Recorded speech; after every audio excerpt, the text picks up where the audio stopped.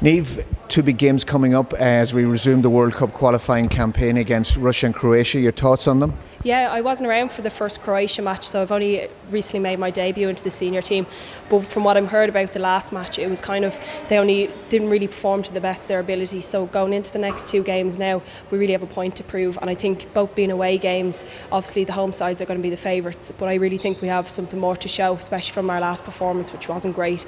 But I really feel like when we go over there now, we'll show what true spirit we have and what talent we have as well, which we proved against the Germans. So hopefully we'll get some good results.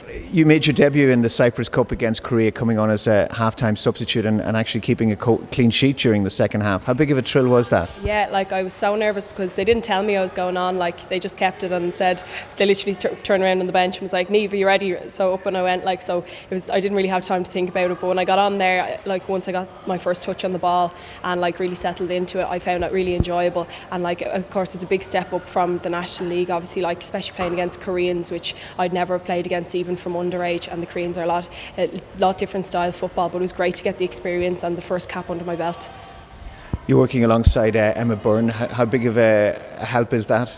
Oh, just her presence there is brilliant. Because Ger is constantly giving you feedback, but when he's not there, Emma's always there beside you, just giving her little tips and advice on what she does and what she's learnt over the years. So it's huge, and just even to listen to her, when she's out on the pitch, or watch her when she's doing training or whatever, she's just a really, really good person to learn off and to observe from.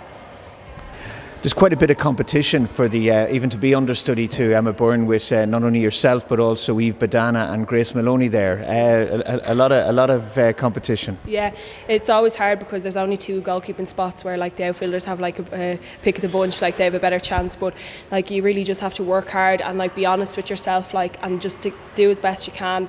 And at the end of the day, when you work hard, you'll get the results, you'll get picked, and I'm delighted to be second choice goalkeeper to Emma. It gives me a lot of time to learn, and then hopefully I'll be able to compete for the first spot when the time comes. So. You're coming in on the back of a very good season now with Raheny United, back-to-back league titles and back-to-back FAI Cups as well. Yeah, it's great. For a good few years there, we were always suffered with the lack of players, or players getting quite badly injured, and we saw that again this season. So this season was very, very, very tough for us, but it just shows that good teams, when they work hard and we use the whole squad, which is the really good thing. So it really felt like a team win by the end of the season. So this year we're doing a lot more preparation, ready for the Champions League, so I'm looking forward to that now.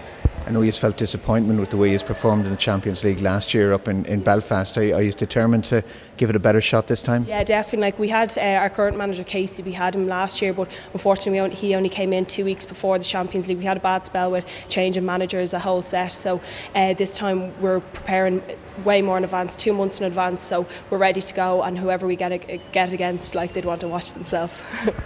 You also were acknowledged by your fellow players on the Team of the Year. How big of a thrill was that? Yeah, it was brilliant because I think I don't aspire to be the on the Team of the Year or anything, but when then things come along after a great season, it's really nice just to know that other people are recognising the hard work you put in. So. And a busy week now coming up with Croatia and Russia. Do you think we can come out of it with 2 wins?